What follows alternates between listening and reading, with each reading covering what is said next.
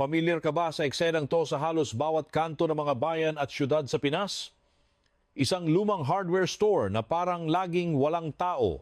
Walang mahabang pila ng mga customer, walang makintab at dambuhalang signage, walang maingay na marketing sa social media at madalas ay mas makapal pa ang alikabok sa shelf kaysa sa pasensya mo.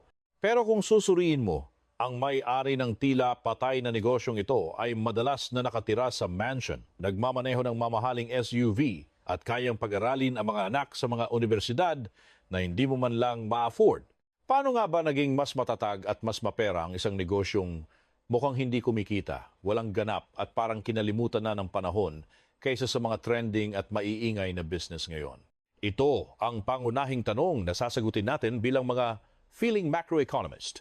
Bakit ang mga modelong mukhang walang kwenta sa unang tingin ay madalas na mas matibay at mas mayaman kaysa sa mga modelong dinudumog ng mga clout chaser at nagba-viral sa internet?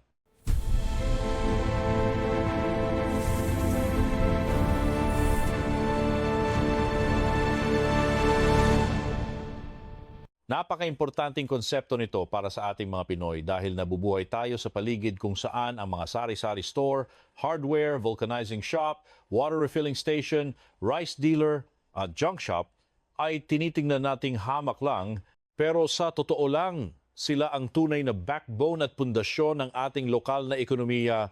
Sila ang nagpapatakbo sa pang-araw-araw na pangangailangan ng komunidad nang hindi kailangang mag-flex o magpabibo sa social media. Ang nakikita mo lang kasi ay ang katahimikan at kawalan ng tao sa harap ng tindahan.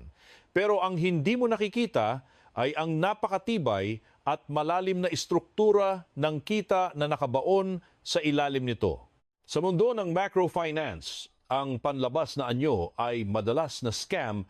Ang tunay na yaman ay hindi nasusukat sa dami ng foot traffic o sa ganda ng aesthetic ng shop, kundi sa kakayahan nitong mag-generate ng tuloy-tuloy na cash flow kahit nagkakagulo na ang ekonomiya.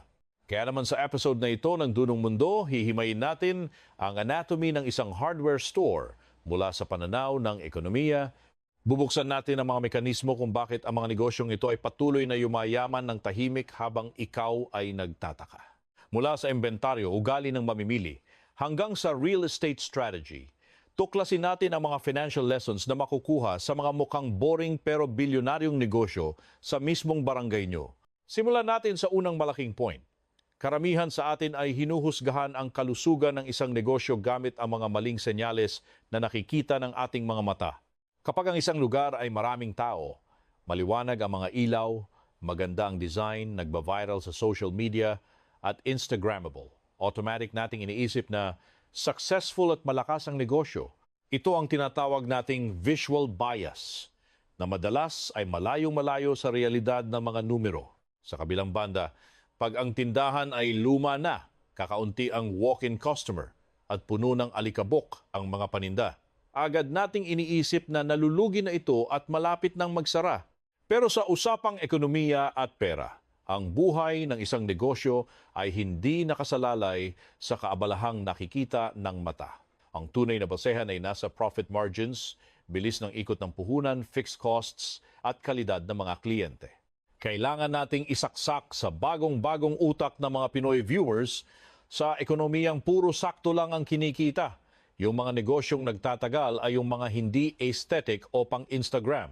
Ang mga tunay na survivor ay yung mga nakakapit sa mga bagay na hindi mo matatakasan o yung tinatawag na hard necessities. Wala silang paki sa kung ano ang trending kasi ang produkto nila ay hindi option kundi sumpa na kailangang bilhin. Isipin mo na lang, yung sikat na coffee shop na laging puno, nabubuhay lang yan sa clout, experience at sa sobrang pera ng mga taong mahilig mag-feeling rich. Kapag naghirap na ang lahat, yan ang unang idadamay sa budget cut. Pero yung hardware store na akala mo nilalangaw, buhay na buhay yan dahil sa desperasyon.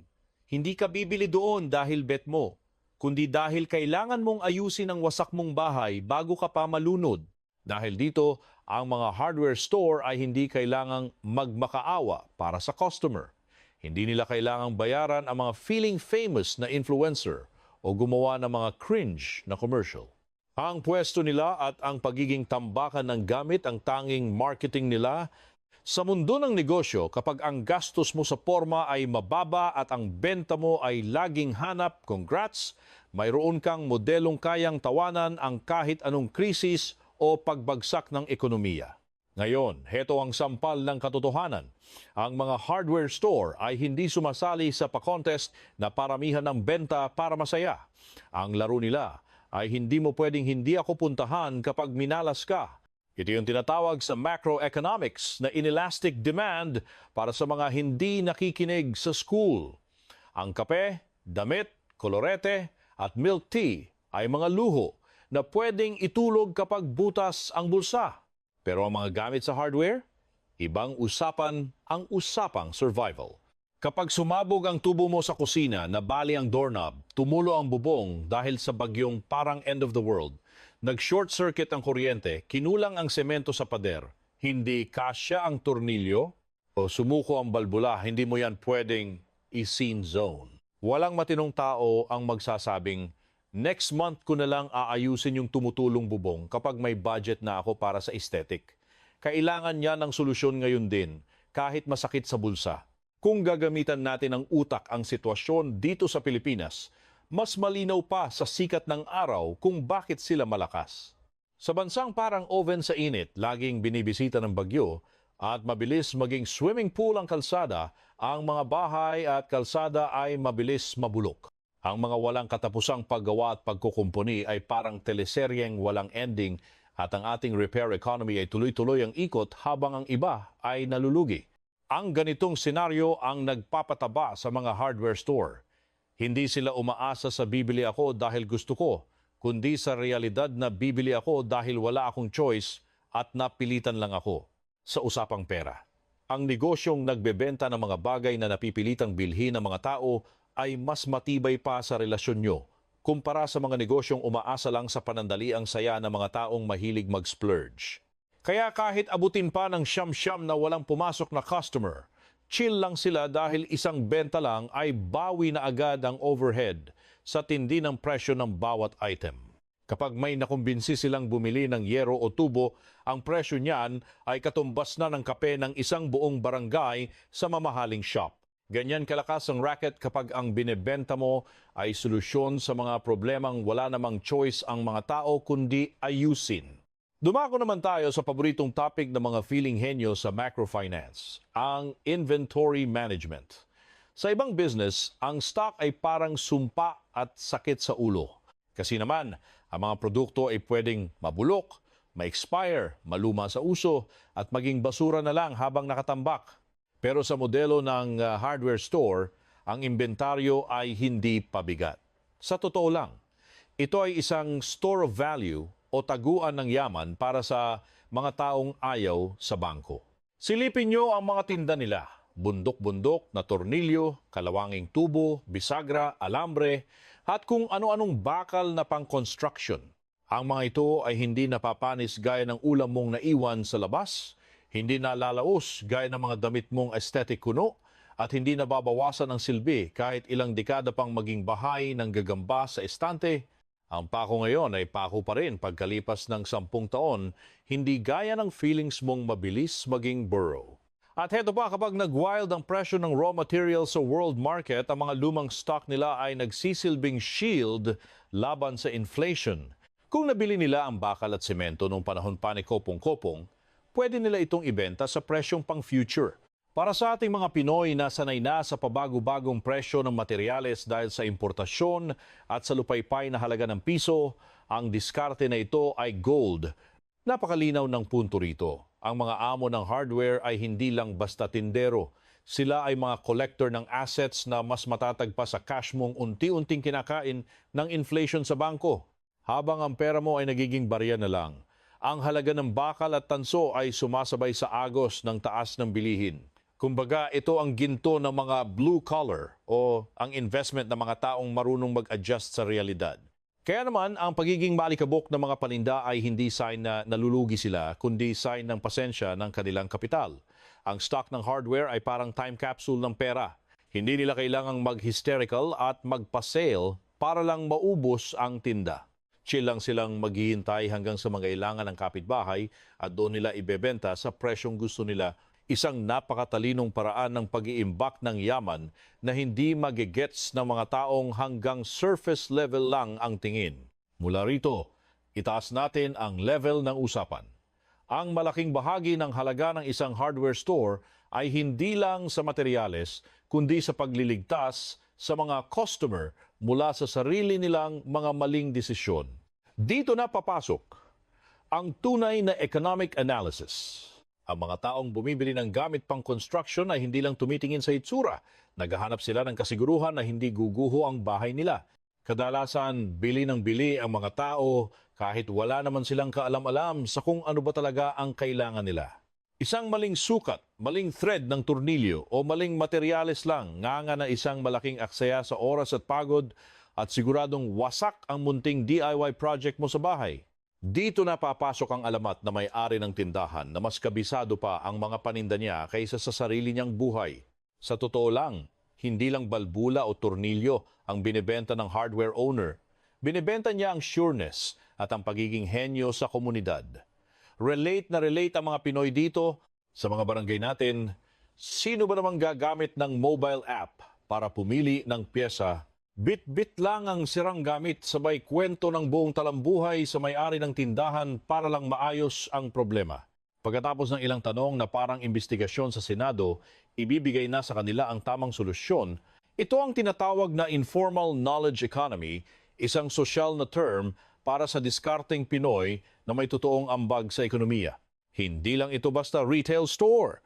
Isa itong diagnostic center at risk management system para sa mga mamimiling ayaw magmukhang tanga. Kaya kahit gaano kaganda ang mall, babalik at babalik ang tao sa suki nilang lodi. Ang bayad sa talinong ito ay wala sa resibo, pero kasama na yan sa premium na malugod namang binayaran ng mga customer para hindi sila magkamali. Sa mundo ng macrofinancing, ang pagbabawas ng hassle at sakit ng ulo ay isang malupit na competitive advantage na hinding-hindi magagawa ng mga online store na puro add to cart lang ang alam pero walang pakialam sa gabay na kailangan mo. Ngayon, dako naman tayo sa level kung saan talaga lumalangoy ang pera. Ang mga B2B o yung mga kliyenteng big time. Ito ang sikreto kung bakit yung hardware na mukhang ghost town sa kanto ay mas mayaman pa sa inyo. Ang mga walk-in na bumibili ng isang pirasong pako ay pampalipas oras lang. Sila ay hamak na palamuti lang sa totoong kitaan ng tindahan. Ang tunay na jackpot ay galing sa mga contractor, maintenance team at mga tagagawa ng kung ano-ano mula sa simbahan hanggang sa mga proyekto ng barangay na laging under construction. Ang mga grupong ito ay hindi bumibili ng tingi-tingi na parang candy, bultuhan kung umorder ang mga yan ayon sa phase ng proyekto at may kasama pang pressure ng deadline. Sa mundo ng construction, baliwala ang pagiging mura kung wala namang stock o supply ang kalidad. Mas mahalaga ang andyan na agad at tama ang binigay. Isang araw na delay lang, butas na ang bulsa sa pasweldo at renta ng sasakyan. Sa Pilipinas, hindi na kailangang i-explain to dahil sanay na tayo sa ekonomiyang pinapatakbo ng madaliang gawa at mga proyektong kailangang matapos agad. Kaya naman, hindi kailangan ng isang hardware store ang mga usisero na naglalakad-lakad sa harap ng pinto nila. Ang kailangan lang nila ay ilang tapat na B2B na kliyente na ang order ay pangmalakasan, regular, at hindi sila itatakbo. Kapag nakuha na nila ang loob ng mga kontraktor na ito, ang pasok ng pera ay nagiging tuloy-tuloy at siksik. Ang bultuhang hakot na ito ay hindi nakikita ng mga tambay sa labas, kaya feeling nyo ay walang benta ang tindahan. Isang pickup truck lang na huminto sa likod at nagkarga ng mga semento, bakal at pintura para sa isang proyekto ng barangay ay katumbas na ng benta ng isang aesthetic na coffee shop sa loob ng isang buong linggo. Ito ang sikretong makina ng cash flow ng mga hardware store. Ang negosyo nila ay hindi nakadepende sa mga taong nagwi-window shopping, kundi sa mga business-to-business na kontrata na nagpapanatili sa kanilang operasyon na sobrang kumikita kahit mukha na silang inabandona sa labas. Susunod, palalimin pa natin ang konsepto ng tiwala. dahil ito ay isang malaking yaman na mahirap gayahin ng mga pamodernong modelo ng negosyo. Maraming transaksyon sa hardware store ang hindi nagaganap sa harap ng mga mata nyo. Nangyayari ito sa pamamagitan ng tawag sa telepono, mga delivery na madaling araw pa lang, sa listahan ng utang, sa matagal na samahan, at sa kasunduang kunin mo muna ngayon, bayaran mo na lang kapag may budget na. Ang part na ito ay swak na swak sa mindset nating mga Pinoy. Ang ating lokal na ekonomiya ay hindi lang pinapatakbo ng mga digital platform o mga formal na kontratang puno ng English. Pinapatakbo ito ng mahabang kadena ng personal na tiwala na naipon sa loob ng maraming taon. Ang isang lumang tindahan ng materyales ay kayang magbigay agad ng gamit sa isang kilalang kontraktor ng walang down payment dahil alam nilang siguradong magbabayad ito kapag nakuha na ang pondo. Ang informal na sistema ng utang na ito o informal credit line ay mismong isang malaking bentahe sa pera. Hinihikayat nito ang mga B2B na kliyente na laging bumalik na parang nakakulong na sila sa ecosystem ng tindahan at lumilikha ng tuloy-tuloy na kita na hindi nyo nakikita. Kapag ang isang contractor ay pinagkakatiwalaan ng hardware, hindi na sila lilipat sa iba kahit mas mura pa ng kaunti ang presyo doon dahil ang credit line ay mas mahalaga kaysa sa barya-baryang diskwento. Ibig sabihin nito, minsan ang pinakamalaking yaman ng isang negosyo ay hindi ang mga produktong nakadisplay sa estante, kundi ang tiwala na naging pera na sa pamamagitan ng network ng mga paulit-ulit na transaksyon. Ang tiwala ang nagpapabilis sa ikot ng pera at gamit. Sa macroeconomics, ang mga negosyong may mataas na antas ng social capital sa kanilang komunidad ang may mas malaking tsansang mabuhay ng matagal kaysa sa mga pauso lang. Kaya kapag nakita mo ang may-ari ng hardware na nakikipag-usap lang sa telepono at nagkakape habang walang tao sa tindahan, huwag kang masyadong judgmental na wala siyang ginagawa. Malamang ay tinatapos niya ang isang deal para sa pagpapadala ng daan-daang sako ng semento sa isang construction site sa kabilang barangay. Tahimik lang ang yaman nila dahil ang kanilang pinakamalalaking transaksyon ay hindi kailangan ng mahabang pila ng tao sa harap ng kahera. Ngayon, dako naman tayo sa usaping real estate, ang tinaguriang final boss ng ating argumento. Tama ang hinala nyo. Maraming ganitong uri ng tindahan ang nagtitiis na magmukhang luma dahil ang tunay na ginto ay wala sa mga kinakalawang na pako, kundi sa mismong lupang kinatatayuan nito. Relate na relate ang mga Pinoy dito, lalo na't mas mabilis pa tumaas ang presyo ng lupa kaysa sa standards mo sa jowa. Sa mga main road, commercial zone, o kahit sa mga probinsyang biglang naging urbanized kuno, hindi mo na mapipigilan ang paglipad ng presyo ng lupa. Mukha mang basahan ng isang lumang hardware store. Kung sa kanila ang lupa at building, ibang level na yan kumpara sa mga negosyong aesthetic nga, pero iyak tawa naman sa pagbabayad ng upa sa pwesto. Sa ganitong setup, ang tindahan ay hindi lang bilihan ng martilyo at tornilyo. Front lang yan para mapanatili ang pagmamay-ari sa lupa. Ang benta ay pambayad lang sa buwis, pasweldo sa mga tauhan at maintenance, habang ang tunay na yaman ay tahimik na lumalago kasabay ng pagdami ng mga kondo sa paligid. Ang negosyo ay hamak na tagabantay lang ng asset na palaki ng palaki ang value taon-taon. Isang malupit na punto ito sa macrofinance. Maraming negosyo ang hindi habol ang benta ngayon, kundi ang holding period ng kanilang asset.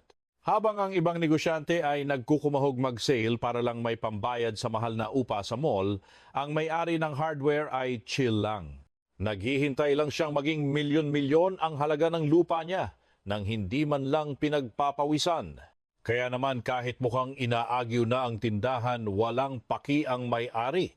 Ang tunay na laro niya ay ang capital appreciation ng kanyang real estate. Pagdating ng panahon na gusto na niyang mag-retire, ibebenta lang niya ang lupa sa mga dambuhalang developer o tatayuan ng sariling commercial building. Ang hardware store ay ang sasakyan lamang na nagdala sa kanya patungo sa tunay na yaman ng pagmamay-ari ng lupa. Susunod, ihambing natin ang mga hardware store sa mga negosyong hype lang pero mahina, gaya ng mga sikat na cafe, milk tea shop, fashion retail, beauty concepts at lifestyle stores. Ang mga ito kailangang laging may dagsa ng tao dahil ang paninda nila ay mabilis mapanis o maluma, mataas ang fixed costs, mabilis magbago ang trend, matindi ang kompetisyon, at kailangan pang pasanin ng benta ang napakamahal na upa. Para sa mga manonood sa Pilipinas, relate na relate tayo rito dahil sanay tayo makakita ng mga tindahang dinudumog ngayon pero sarado na paglipas ng isang season. Samantala kung ang hardware store ay may sariling lupa at building, konting empleyado, matibay na inventaryo, mga produktong kailangan talaga, may B2B clients at diskarte sa lokal na merkado, mas matibay sila sa anumang krisis. Noong nag-lockdown, biglang naglaho ang mga aesthetic coffee shop goers pero ang butas na bubong hindi nag-adjust sa trend. Kahit wala nang pambili ng OOTD ang mga tao dahil sa bagsak na purchasing power kapag sumabog ang water pump, wala silang choice kundi palitan ito. Ito ang malaking gap sa pagitan ng negosyong umaasa lang sa vibes ng merkado at ng negosyong pundasyon mismo ng realidad. Mula rito, heto ang aral sa ekonomiya para sa mga mahilig sa clout. Hindi lang ito tungkol sa pako at martilyo, kundi kung gaano ka-distorted ang paningin natin sa tunay na halaga. Sa modernong lipunan, lalo na sa internet, kulang na lang sambahin natin ang lahat ng bago, mabilis, maganda at viral. Pero ang katotohanan, ang malaking bahagi ng matibay na yaman sa mundo ay galing sa mga bagay na hindi Instagrammable, mga produktong hindi nalalaos, relasyong hindi pang ghosting at mababang gastos. Sa ating mga Pinoy, ganito lang yan. Hindi dahil makulay ang neon lights ng shop mo ay yayaman ka na at hindi dahil mukhang bodega ang isang pwesto ay lugi na ito. Maraming anyo ng kayamanan sa ating lokal na ekonomiya ay silent wealth. Hindi nagpapasikat, hindi uhaw sa likes at hindi kailangan ng sandamakmak na tao pero patuloy na lumalaki dahil hindi marupok ang financial structure nito. Apply din natin ito sa karir nyo. Ang daming Pinoy, lalo na ang mga kabataan, na hibang sa mga trabahong trendy, aesthetic, at fast money sa internet. Pero ang tunay na merkado ay mas malaki ang bayad sa mga taong tagaayos ng mahihirap na problema, yung may skills na hindi kayang palitan ng kahit sino, nakakaintindi sa lokal na sistema, at nagbabawas ng sakit sa ulo ng iba. Ito ang pagkakaiba ng career salad na pang-display lang at career bolt na nagpapatakbo ng makina. Ang may-ari ng hardware store ang ultimate metapora para sa ganitong yaman. Hindi sila kumikita sa pagpapapansin, kundi sa pagiging essential kapag nagka-leche-leche na ang lahat. Sa isang ekonomiyang puro kawalan ng katiyakan, hindi sapat na mukha kang bago. Dapat ikaw yung pyesa na kapag nawala, hihinto ang buong sistema. Maging hardware store ka sa iyong propesyon, huwag puro forma. Siyempre, huwag tayong masyadong delusional. Hindi naman immortal ang modelong ito. May risks din sila mga sirang stock, nakaw, mga dambuhalang hardware store, pagbabago ng mga tao sa paligid, o yung mga anak na ayaw magmana ng negosyo at mga bagong urban planning. Pero ang point dito, iba ang level ng panganib nila. Hindi sila basta-basta tinitigok dahil lang nagbago ang mood ng merkado sa loob ng 3 buwan. Ang negosyo nila, namamatay lang kapag binili na ang lupa o nagbago na ang buong paligid. Ibig sabihin, may sapat silang oras para mag-adjust at maghanda. Para sa inyong mga nanonood, heto ang kailangang idiin. Ang matinong negosyo ay hindi yung walang risk, kundi yung negosyong may mabagal na panganib, yung nakikita mo na mula sa malayo para makapag-pivot. Yan ang tunay na kahulugan ng economic resilience, hindi yung puro vibes lang. Sa huli, yung tanong na bakit walang tao sa hardware pero naka-Fortuner si boss ay pinto lang para sa mga hindi nakakaget sa galawan ng mga quiet wealth kuno. Hindi sila yayaman sa pagbebenta ng pako at turnilyo ng tingi-tingi sa'yo. Mayaman sila dahil hawak nila yung mga asset na hindi nagde-depreciate. Solusyon ang binibenta sa mga B2B clients. Tiwala ang ginagawang puhunan at madalas ay nakatambay lang sa lupang ginto na ang presyo habang ikaw ay nganga. Sa mundong puro papansin, huwag mong ipagkamali na ang atensyon ay kapantay na ng tunay na asenso.